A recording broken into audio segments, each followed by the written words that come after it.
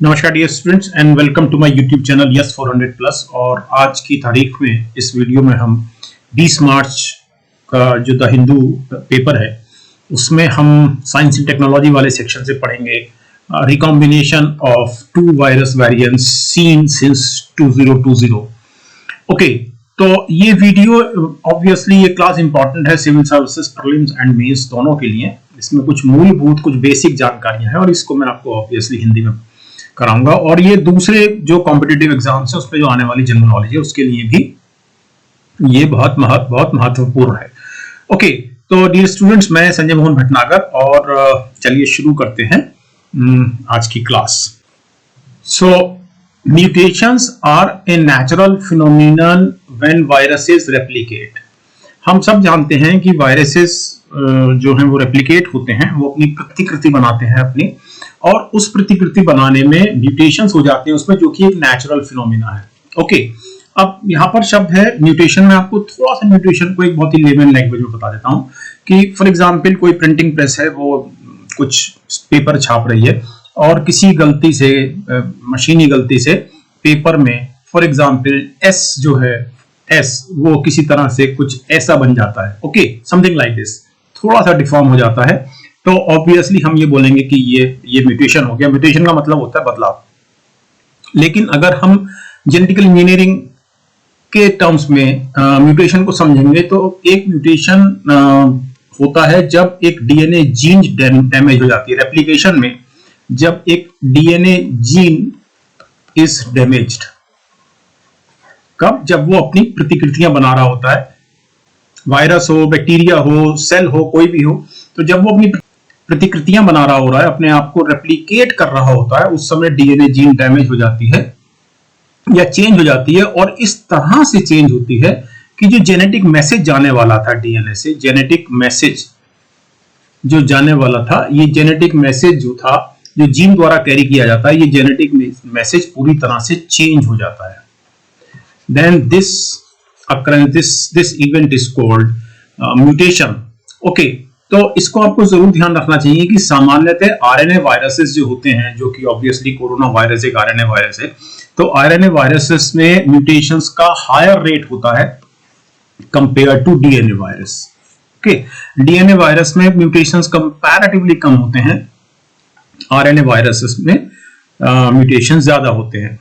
लेकिन दूसरे RNA viruses के ठीक विपरीत, however unlike other RNA viruses, corona viruses में कंपैरेटिवली कम म्यूटेशंस हैं। ये तो हमने पढ़ा कि आरएनए वायरसेस में ज्यादा म्यूटेशंस होते हैं, लेकिन अगर हम कोरोना वायरस की बात करें, क्योंकि एक आरएनए वायरस है, तो उसमें कंपैरेटिवली फ्यूअर म्यूटेशंस हैं या कम म्यूटेशंस हैं। और इसका कारण यह है, this is because corona virus have a genetic proof reading, यानी कि जब ये अपनी कॉपी बनाता है तो इसका प्रूफ रीड करने का एक अपना मैकेनिज्म है जो कि इसके जीन्स में ही उपलब्ध है। So it has got a genetic proof reading mechanism, यानी कि अपने आप की प्रूफ रीड करता है अपनी कॉपी की, और अगर उसमें कोई प्रूफ रीड में कोई गलती पाई जाती है तो उसको दुरुस्त करता है। इसलिए इसमें जब रेप्लिकेशन होता है तो अपनी जो इसकी जो एरर्स होती हैं, म्यूटेशन जिसको बोलेंगे, अगर वो एरर कामयाब हो जाती हैं तो इन एरर्स को ये करेक्ट कर लेता है। किसके कारण? प्रूफ रीडिंग मैकेनिज्म के कारण। तो point is very simple. Okay, मेरे ख्याल से समझ में आ गया होगा। ओके, अब ये जो चीज है, ये जो कोरोना वायरस का जो ये प्रॉपर्टी है, ये SARS-CoV-2 वायरस पे भी एप्लीकेबल है। तो होता क्या है, एज ए रिजल्ट, परिणाम स्वरूप, ये जो SARS-CoV-2 वायरस है, इनका हायर फाइडेलिटी है in its transcription and replication process. मैंने हिंदी में भी लिख दिया है कि जब ये अपनी कॉपी बनाते हैं तो उसको हम बोलते हैं कि ये या तो प्रतिलेखन कर रहे हैं, ट्रांसक्रिप्ट कर रहे हैं, और एक ऑब्वियसली रेप्लिकेशन कर रहे हैं, लिख रहे हैं और प्रतिकृति बना रहे हैं या रेप्लिका कर रहे हैं।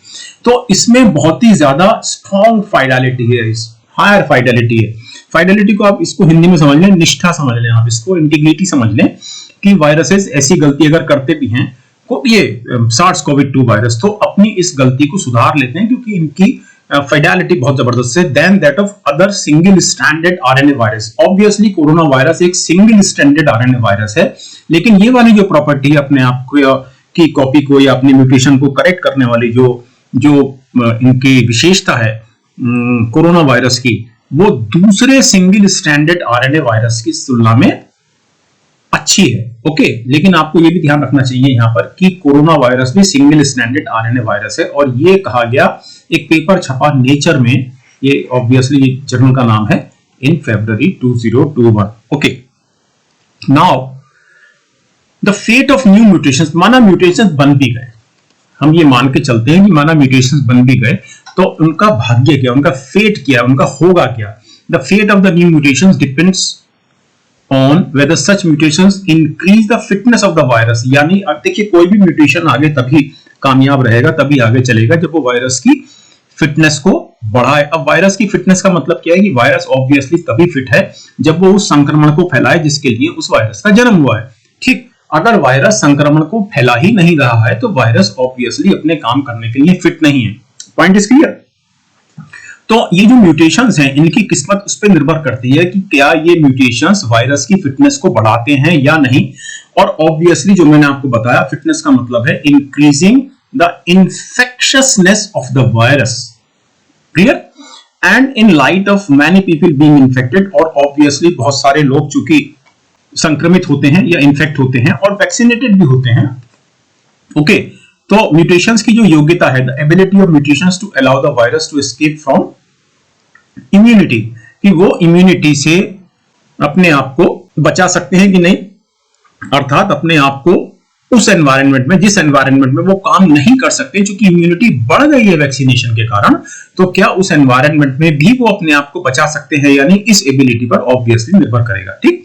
तो such mutations that provide increased fitness, अब फिटनेस आप समझ गए हैं कि फिटनेस, वायरस की फिटनेस क्या होती है। तो ऐसे म्यूटेशंस जो बड़ी हुई फिटनेस को प्रोवाइड करते हैं वायरस को, वो उनकी नंबर, संख्या बढ़ा देते हैं और डोमिनेंट स्ट्रेन या वेरिएंट, स्ट्रेन का मतलब वेरिएंट ही होता है, वो डोमिनेंट स्ट्रेन या वेरिएंट बन जाते हैं, ओके, क्योंकि वो फिट हैं। फिट का मतलब यह है कि वो संक्रमित करने में सक्षम है।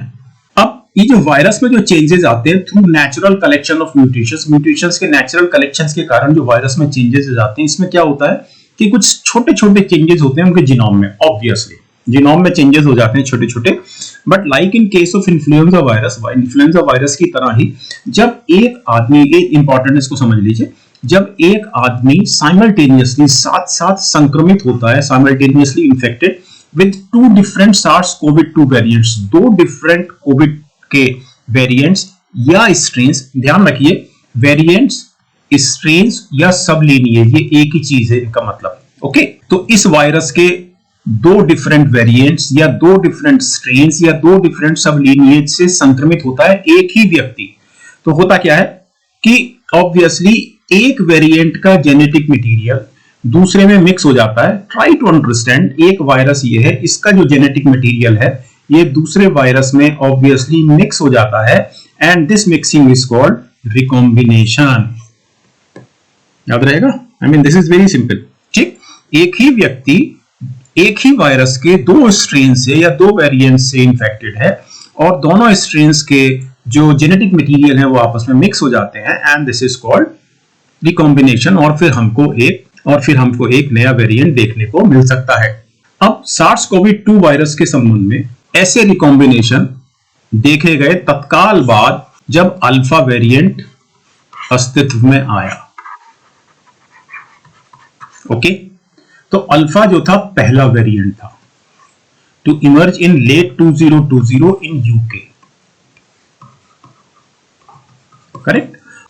और उस समय जो डोमिनेंट स्ट्रेन था जो ज्यादातर कंट्रीज में, ज्यादातर देशों में फैला हुआ था, वो था वुहान स्ट्रेन या Wuhan variant. Point is clear. और जो म्यूटेशन था उसमें, उसको नाम दिया गया D614G, और इस म्यूटेशन ने इस वायरस की ट्रांसमिसिबिलिटी यानी कि संचरण क्षमता में वृद्धि कर दी। और सितंबर 30, 2021 में जर्नल सेल में एक पेपर पब्लिश हुआ। ये रिकॉम्बिनेंट SARS-CoV-2 वायरसेस के रिकॉम्बिनेंट ये यूके में मिले लेट 2000 और अर्ली 2021 के बीच में, ओके। अब ये जो रिकॉम्बिनेंट वायरस था जिसकी बात अभी पीछे हुई, जो यूके में मिला, ये कॉम्बिनेशन था अल्फा वेरिएंट का और वुहान वेरिएंट का।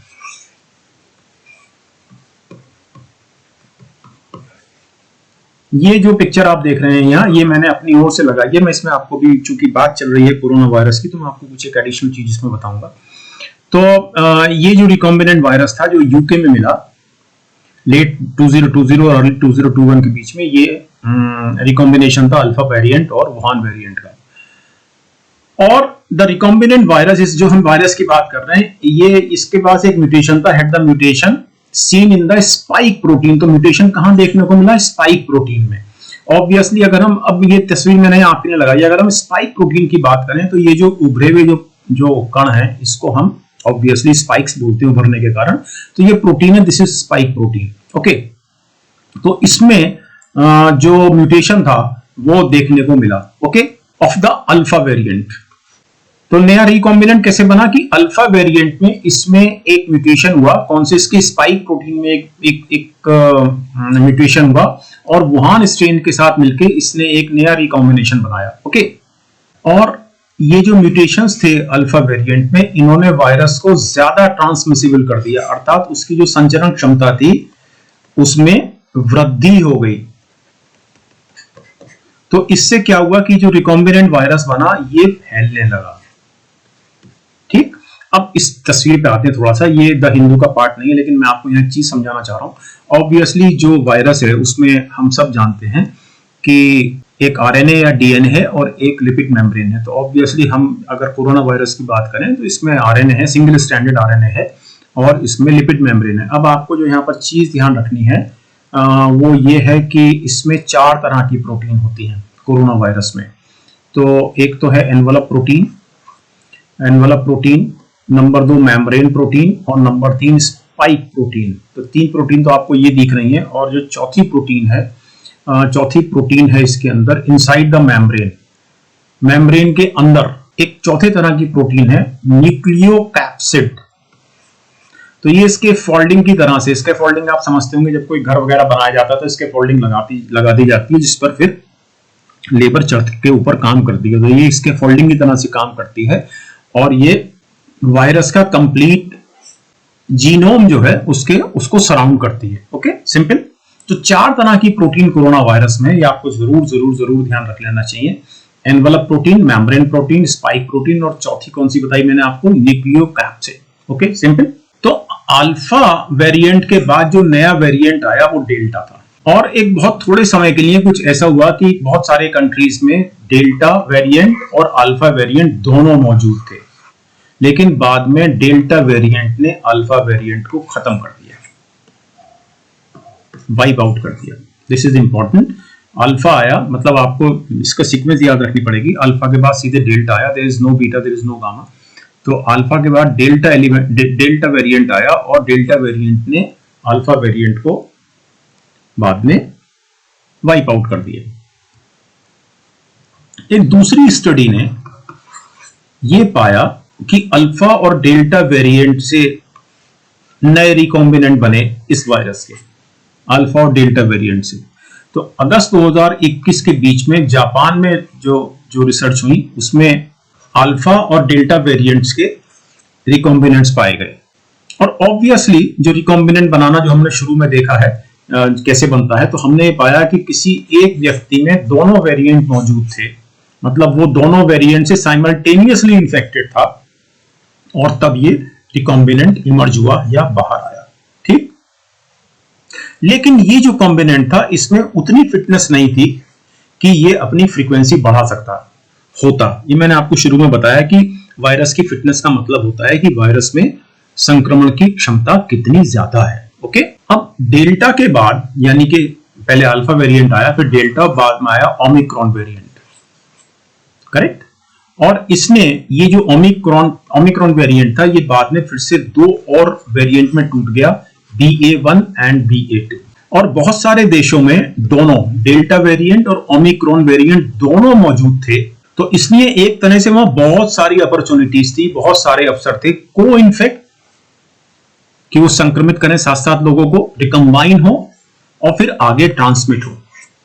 तो अभी तक जो पॉसिबल रिकॉम्बिनेंट्स रिसर्चर्स को मिले हैं, वो डेल्टा और BA.1 ऑब्वियसली BA1 अभी जो हमने शुरू में देखा, आपको मेरे ख्याल से ध्यान होगा, वो ओमिक्रॉन से आया है ना। तो डेल्टा और BA1, और दूसरा था BA1 और BA2, यानी कि BA1 और BA2 दोनों ओमिक्रॉन के वेरिएंट से, और इनका आपस में रिकॉम्बिनेशन हुआ, ठीक। और अगर हम बात करें डेल्टा और BA1 की, तो ये यूके और फ्रांस में मिला, और ओमिक्रॉन के जो आगे जो सब लीनिएजेस थे, या कहना चाहिए वेरिएंट्स थे, BA1 और BA2, ये सिर्फ यूके में मिले। ओके, और हमारी ये आज की फाइनल स्लाइड है इस क्लास में। था इसमें और भी इस पेपर में, लेकिन वो बहुत ज्यादा रेलिवेंट नहीं लगा मेरे को पेपर के लिए, तो उसको मैंने छोड़ दिया है। तो डेल्टा और BA1 का जो रिकॉम्बिनेशन था, जो फ्रांस में मिला, उसको XD कहा गया। इसमें BA1 से स्पाइक प्रोटीन आई, ये वाली, और बाकी जीनोम डेल्टा से आया। डेल्टा और ओमिक्रॉन का जो सब लीनिएज BA1 था, जो यूके में मिला, उसको XF कहा गया, लेकिन जो फ्रांस में मिला उसको XD कहा गया। इसको ध्यान रखिए, F यहां आ रहा है। जो यूके में मिला उसको XF कहा गया, और फाइनली BA1, यानी कि दोनों सब लीनिएजेस थे ओमिक्रॉन के, BA1 और BA2, ये मिला यूके में, और इसको XE कहा गया। ओके, तो आज हम यहां पर अपनी बात खत्म करते हैं इस पेपर के बारे में, ये जो आज द हिंदू में छपा है, और फाइनली ये इसकी समरी है हमारे सामने। तो corona viruses have fewer mutations as they have a genetic proof reading mechanism, जो अब मैंने आपको शुरू में बताया, और जेनेटिक प्रूफ रीडिंग होने से ये अपनी एरर्स जो होती हैं रेप्लिकेशन में, उनको दुरुस्त कर लेता है। ओके, दूसरी चीज मैंने आपको ये बताई कि रिकॉम्बिनेशन तब होता है जब कोई भी व्यक्ति दो वेरिएंट से, एक ही समय में दो वेरिएंट से संक्रमित हो या इन्फेक्टेड हो। Okay, simple. और रिकॉम्बिनेंट कब होता है कि जेनेटिक मटेरियल एक वेरिएंट का दूसरे वेरिएंट के जेनेटिक मटेरियल के साथ मिक्सअप हो जाता है, और तब हमको रिकॉम्बिनेंट वायरस मिलते हैं। और पहला रिकॉम्बिनेशन मिला हमको लेट 2020 में, जिसमें अल्फा और वुहान स्ट्रेन की मिक्सिंग हुई थी, ये भी आपने पढ़ा स्लाइड में। और अगस्त 2021 में अल्फा और डेल्टा वेरिएंट्स उन दोनों ने मिलकर एक नया रिकॉम्बिनेंट वायरस बनाया, और डेल्टा और BA1 जो था वो सब लीनिएज था ओमिक्रॉन का, तो ये यूके और फ्रांस में मिला। और BA1 और BA2, ये जो लीनिएज सब लीनिएजेस थे ओमिक्रॉन के, ये यूके में मिला। थोड़ा सा ये भी ध्यान रख लीजिए कि 2 imported cases also have been seen in Israel also. तो मेरे ख्याल से आपको इस वीडियो से थोड़ा समझ में आया होगा कि रिकॉम्बिनेशन कैसे होता है। ओके, और जो लीनिएजेस हैं और जो सब लीनिएजेस हैं, या स्ट्रेन्स हैं या वेरिएंट्स हैं कोरोना वायरस के, वो क्या क्या हैं, और उनका विस्तार, उनका फैलाव, उनकी प्रेजेंस कहाँ कहाँ है। ओके, तो thank you very much dear students, और मिलते हैं अब द हिंदू के किसी और आर्टिकल को लेके नेक्स्ट क्लास में। तो इसी चैनल पे ये जो कुछ वीडियोस हैं जो कि सिविल सर्विसेज में ऑप्शनल मैथमेटिक्स के लिए हैं, जो मेरे द्वारा बनाए गए हैं, ये वाला जो चैनल है ये दूसरे कॉम्पिटिटिव एग्जाम्स में जो क्वांटिटेटिव मैथमेटिक्स एक इंटीग्रल पार्ट है उसके लिए है, and this is a website for mathematics. तो thank you very much dear students, मिलते हैं नेक्स्ट क्लास में।